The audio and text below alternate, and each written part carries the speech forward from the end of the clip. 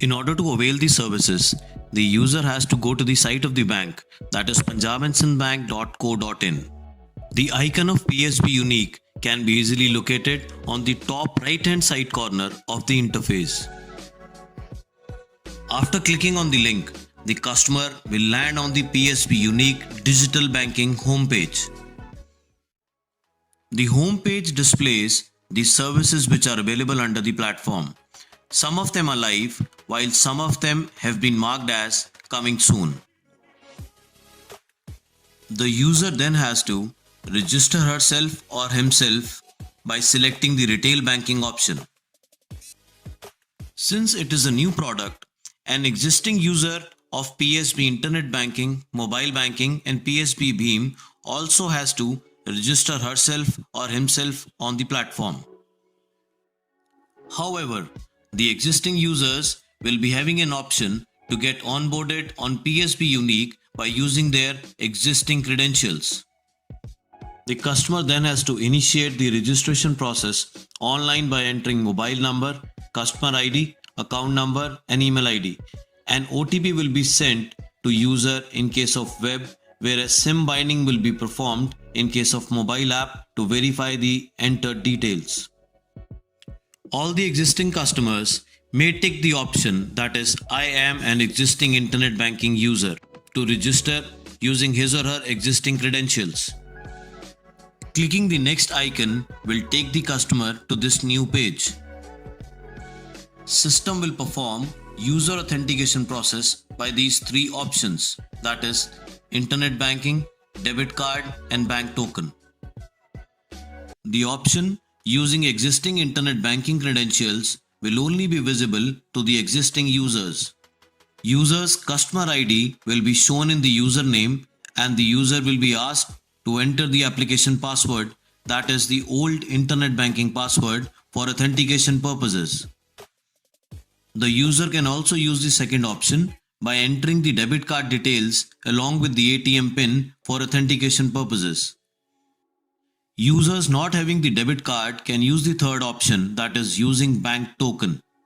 To get the bank token, user will click on the generate bank token link. After clicking on the same link, customer's request will be sent to the branch depending upon the account selected by the customer. After that, the user will have to visit the branch and request for issuing the bank token. After verifying all the KYC records and account details of the user, branch will approve the customer's request for bank token. After receiving the bank token, the user will again have to go through step 1 and then enter the 6-digit bank token for authentication purposes. After this process is over, the customer has to set in the login credentials. Here, the user will be asked to set the username and password. This username will be used to log in into the PSB Unique Retail Banking.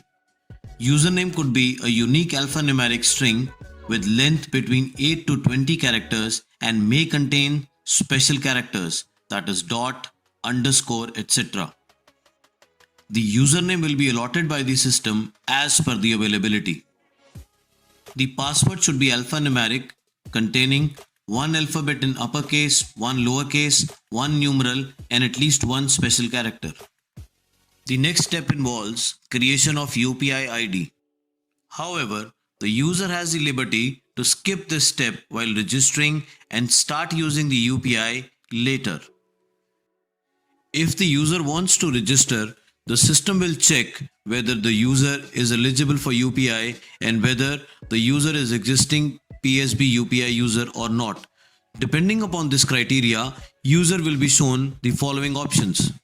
The first scenario is where the user is eligible for UPI but is not registered on Bheem PSB. The user will be shown mobile@PSB in his or her virtual payment address. However, the same can be edited by the user. After that, the user has to check the availability of the virtual payment address.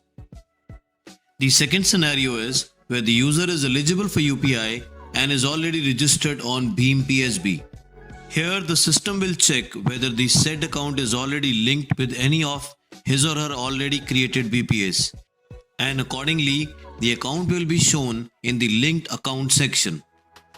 Scenario 3 is where the user is not eligible for UPI and has to contact the branch for more details. Afterwards, the user has to set up a 6-digit MPIN. The MPIN should not be sequential and should not contain repetitive numbers like 111111, 123, 123 and sequences like 123456. MPIN shall be changed every 6 months. Afterwards, the user has to set a 6-digit TPIN.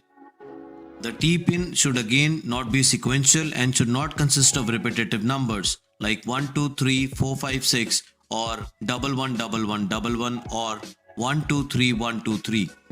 TPIN shall be changed every 6 months. Whoa! The registration is completed. The user is good to go and can start using PSB Unique.